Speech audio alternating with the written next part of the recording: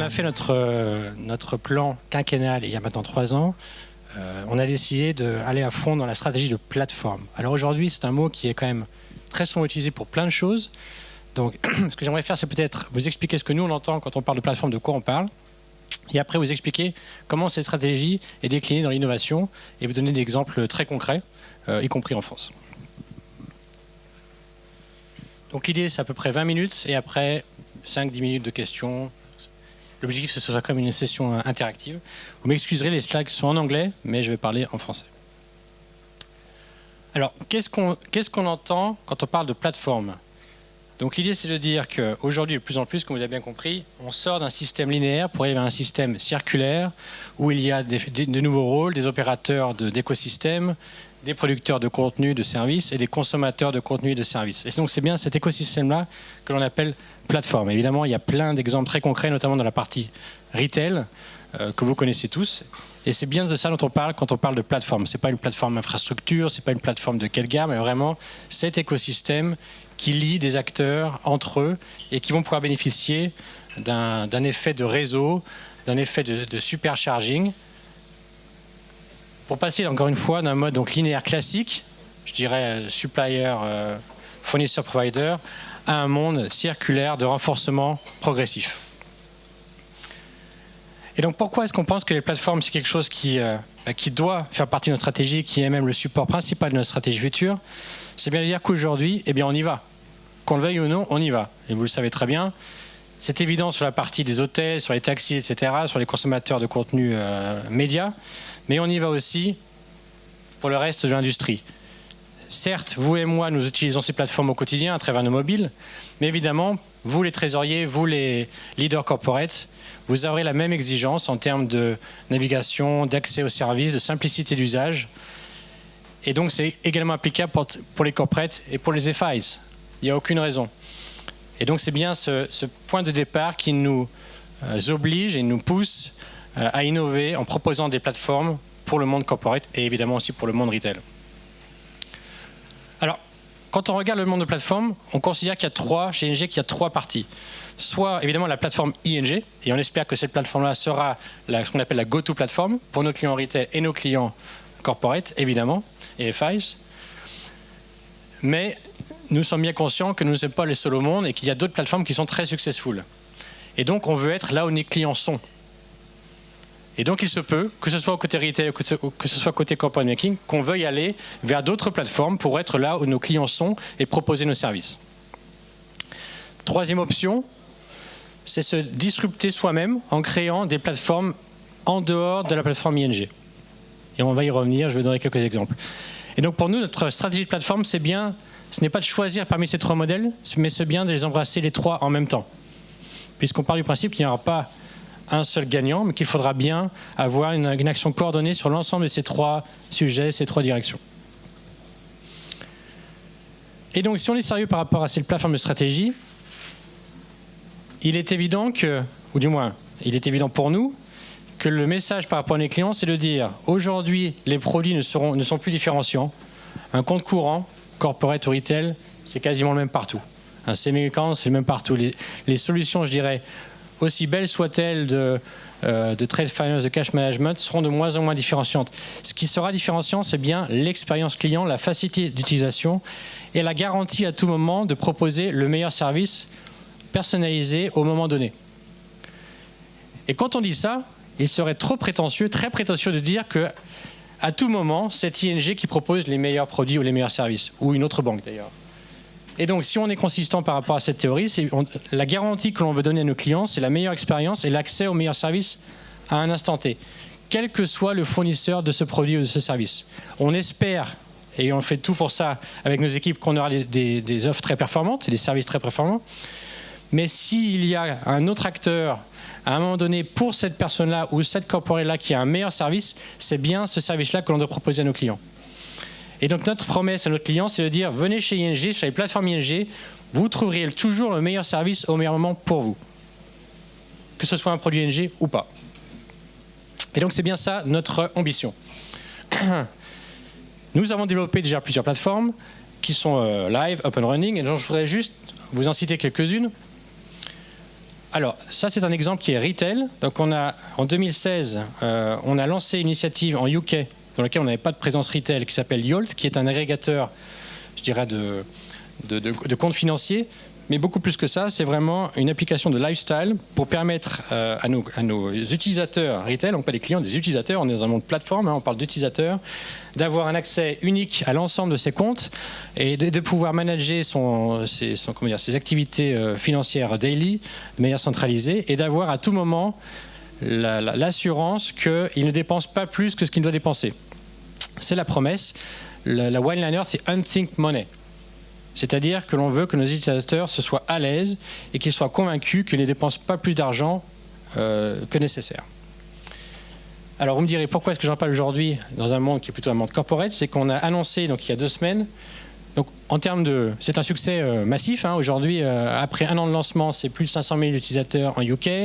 On a doublé sur les 6 derniers mois et on a lancé Yolt en France, en Italie à la fin de l'année dernière. Donc n'hésitez pas à downloader l'application si vous voulez avoir une meilleure compréhension de ce que c'est. Nous sommes très contents. Évidemment, ce n'est que le début. Et donc là, on n'hésite pas à se disrupter nous-mêmes. Donc là, on est bien dans le 3e modèle. Plateforme en dehors de la plateforme ING. D'accord? Donc en France, en Italie, on pourrait dire, mais attendez, vous avez aussi l'activité retail, qu'est-ce que vous faites? Mais nous, on joue le rôle des 3 axes de plateforme. Alors qu'est-ce qu'on a annoncé il y a 2 semaines? C'est que Yolt maintenant s'ouvre pour les corporates et les FIs en lançant Yolt for Business. Puisque Yolt, en fait, est la première initiative Open Banking de l'histoire. Et aujourd'hui, 80% des appels API Open Banking passent par Yolt.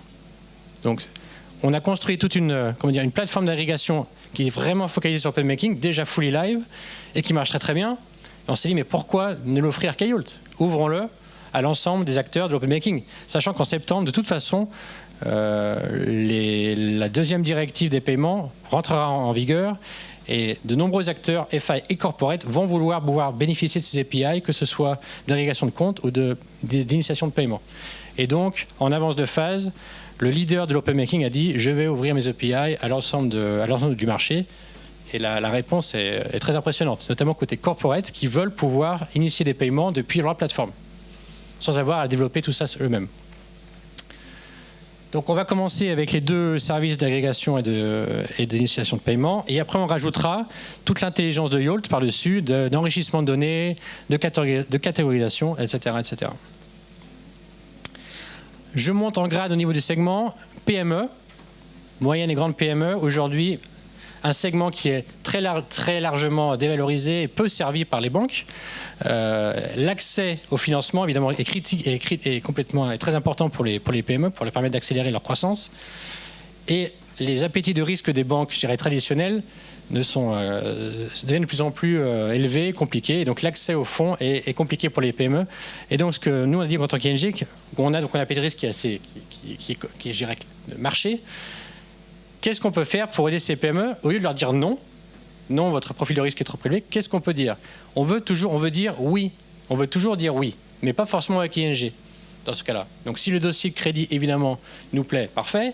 Si le risque identifié est trop élevé, alors on a fait un partenariat stratégique avec Funding Options, qui est une fintech en UK, que l'on a amené aux Pays-Bas, pour le dire.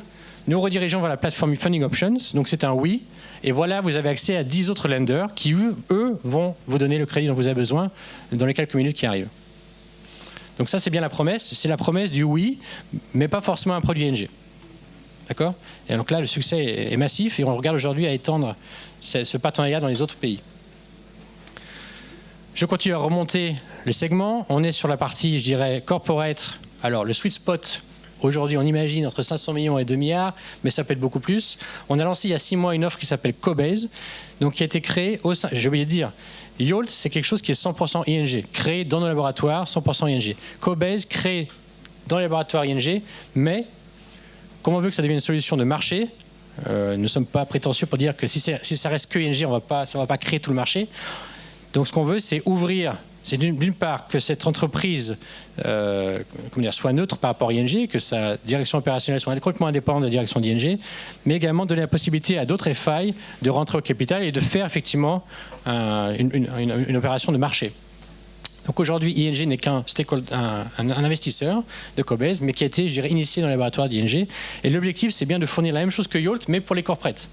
c'est-à-dire un endroit où je vais agréger tous mes comptes, où je vais pouvoir faire mon cash management, mon treasury management de manière centralisée. Donc aujourd'hui, c'est live depuis 6 mois, la réponse est fantastique.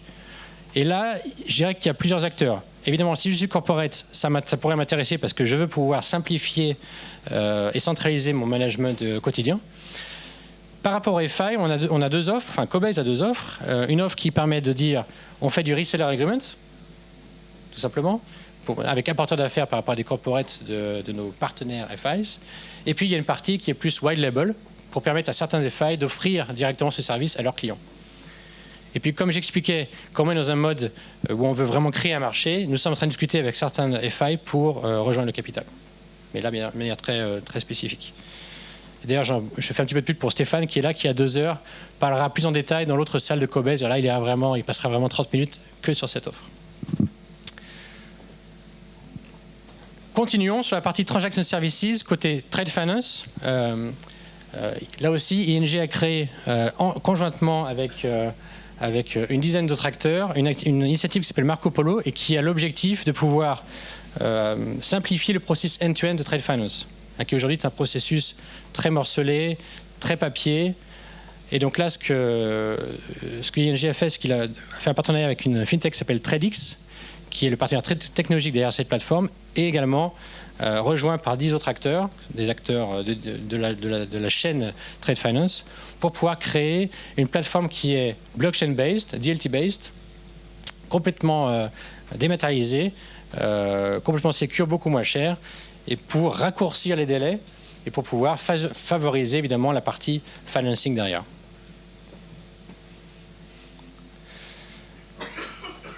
Les 2 prochains exemples sont des exemples aussi de plateformes en collaboration avec des partenaires. Toujours pareil sur la partie blockchain. Là, on est sur la partie Trade Community Finance. Et c'est le même principe. Je digitalise le processus de Trade Community et derrière, je suis capable d'avoir des modules de finance qui sont rattachés au processus pour pouvoir avoir un processus complètement digitalisé de la partie Trade Community jusqu'aux modules de finance qui sont derrière.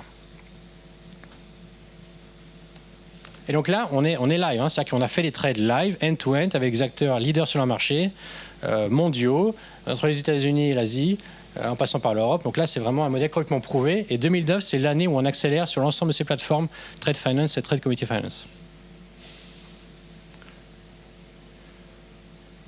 Un autre exemple, une autre plateforme complètement différente, mais là aussi orientée, je dirais, corporate, s'appelle Suburbia, qui est créée dans nos laboratoires, qui est une entreprise séparée, qui en fait donne des services à valeur ajoutée proposant un accès à des données alternatives.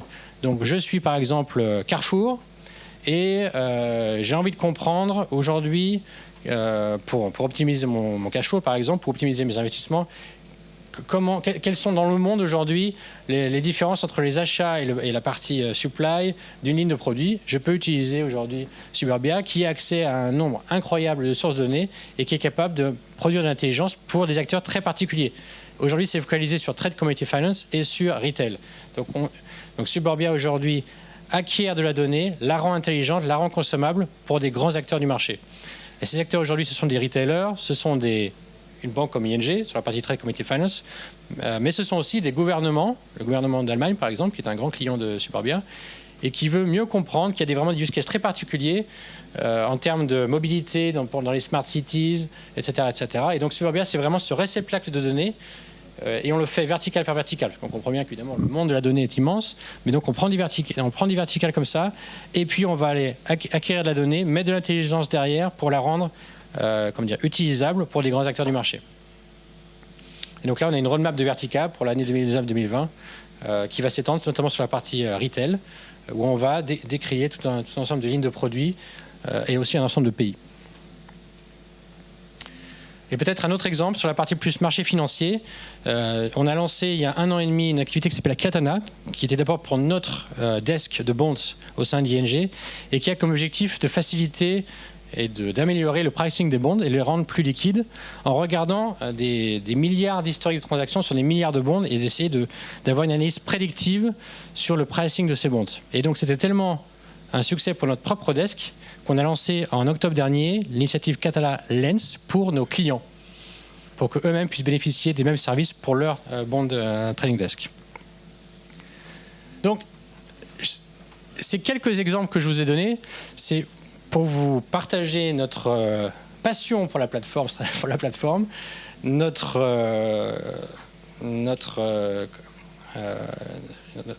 conviction que c'est là où le monde va et que donc ce qui se passe côté retail est en train de se transitionner côté corporate et que si vraiment on veut garder cette confiance de notre client et augmenter notre base client, il n'y a finalement qu'une seule façon, c'est de pouvoir leur proposer donc cette qualité de service et cette qualité de produit à tout moment, quel que soit finalement le fournisseur de ce produit et de manière différenciante en termes d'expérience client.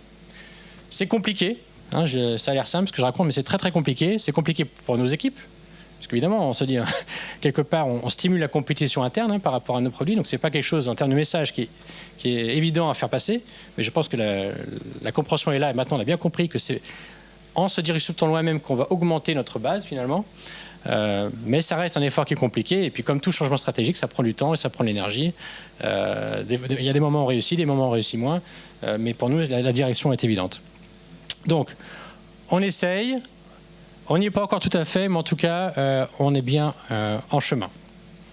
Je vous remercie.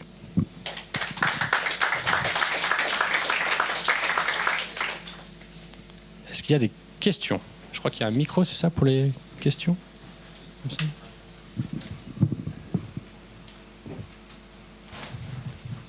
a-t-il une question ou des questions ?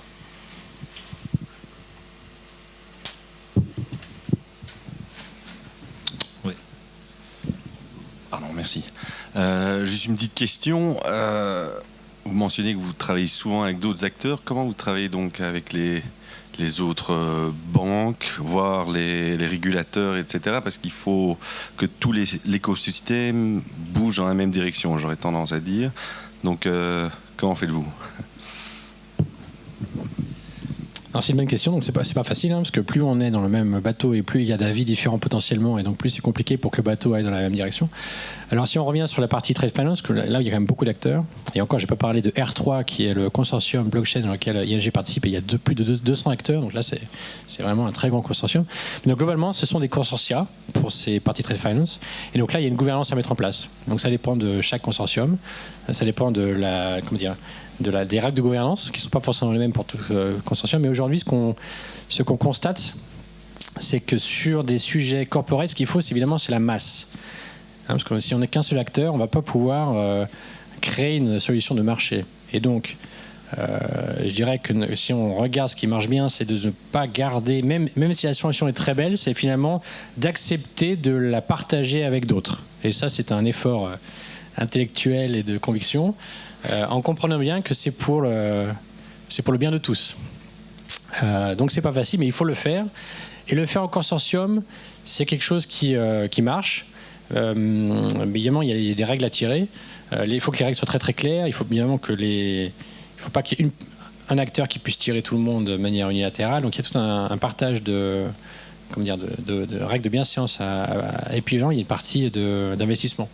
C'est-à-dire qu'évidemment, il faut répartir l'investissement. Aujourd'hui, ce qu'on voit sur la partie trade finance, c'est qu'à peu près entre 10 et 15 acteurs, on a à la fois, si ce sont des acteurs leaders sur ce marché, on arrive vraiment à 60 à 80% de part de marché.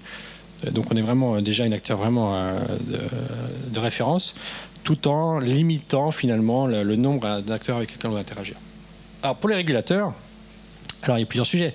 Sur la partie blockchain, de manière générale, il faut qu'ils puissent comprendre.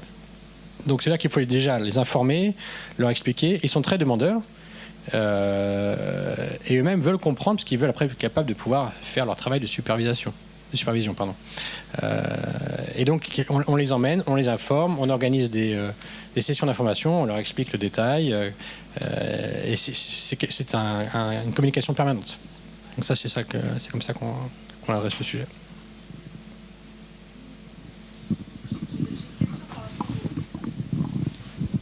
Merci.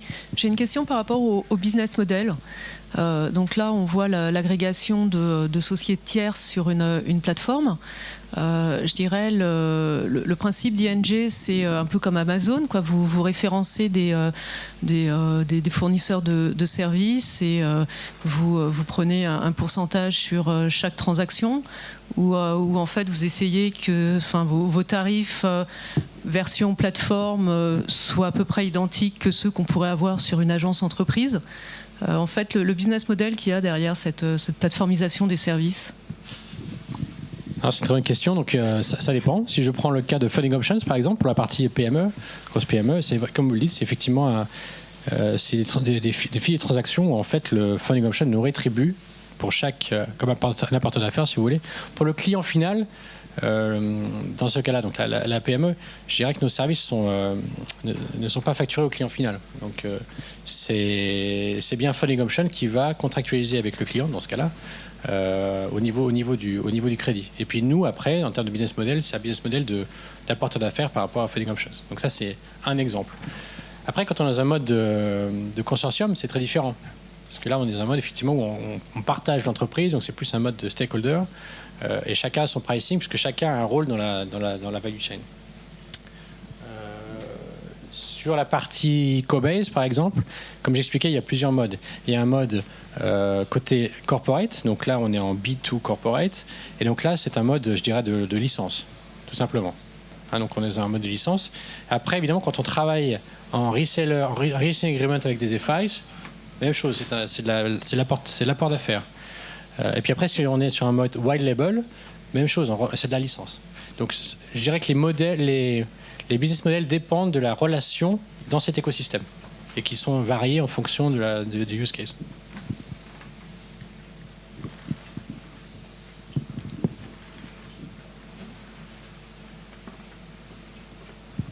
J'ai été si clair que ça ?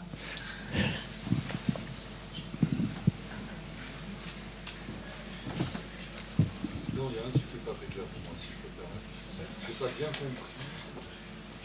Vous avez commencé à parler de plateforme puis d'écosystème, qui sont deux choses différentes. Et vous avez donné toute une série d'exemples très intéressants.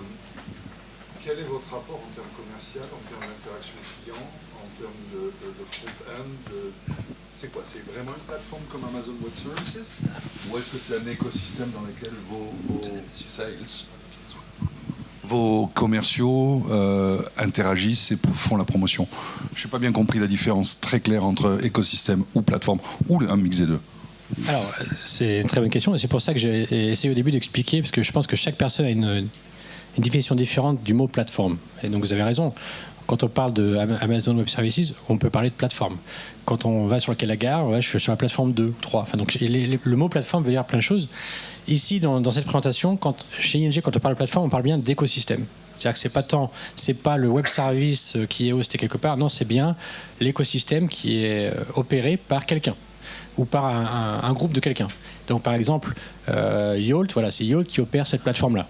Et donc chez Yolt, je prends l'exemple, il y a des users, c'est vous, c'est moi par exemple, et puis il y a des producteurs de contenu qui sont des partenaires, qui peuvent être des assureurs, d'autres banques. Et donc c'est bien cette plateforme, enfin cette application dans ce cas-là que nous on appelle plateforme, puisqu'il y a plusieurs acteurs qui ont un rôle particulier.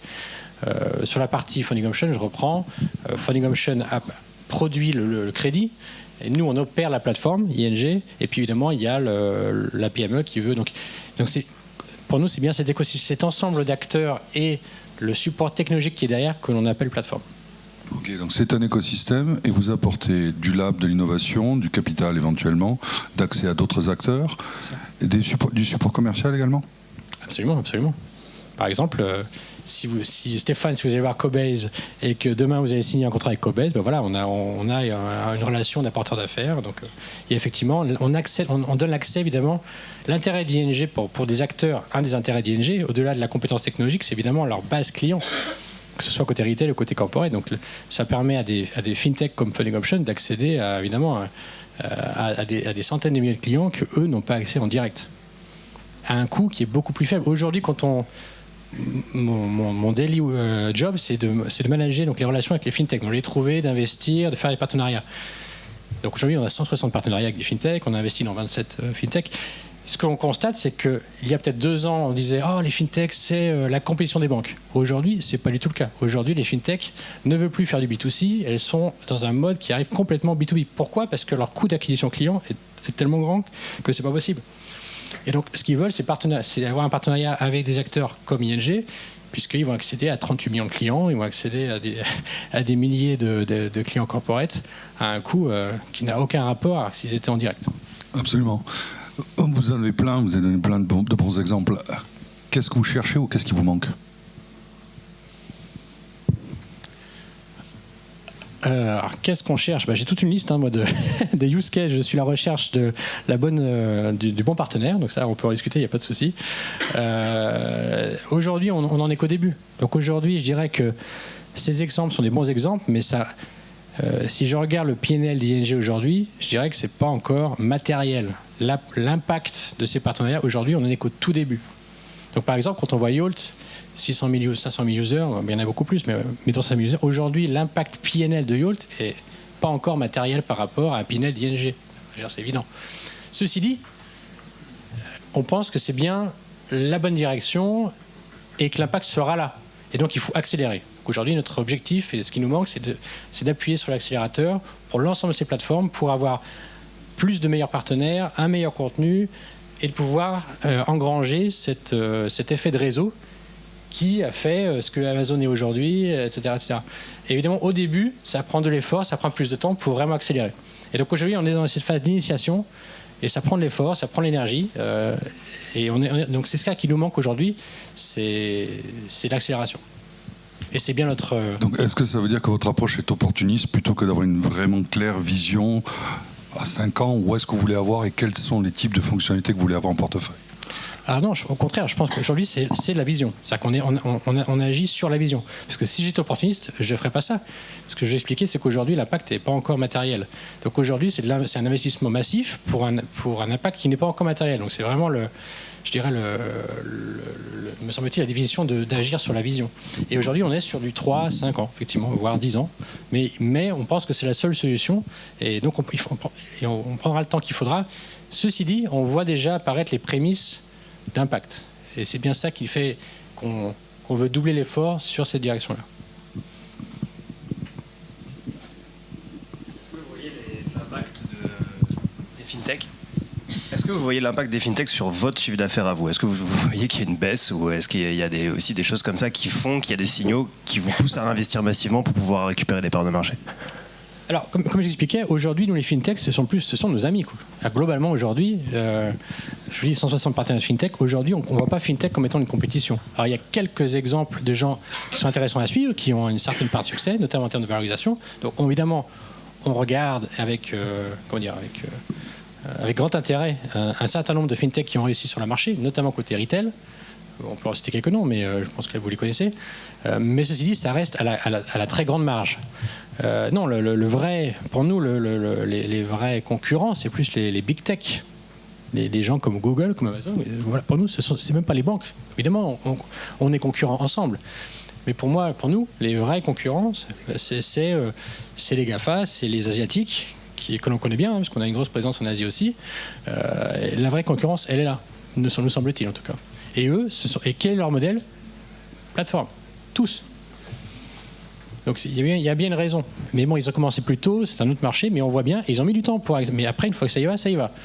Donc nous, on est sur cette phase-là, et on pense que c'est la seule façon d'avoir les bonnes armes pour lutter contre ces gens qui arrivent et qui vont arriver et qui sont déjà là.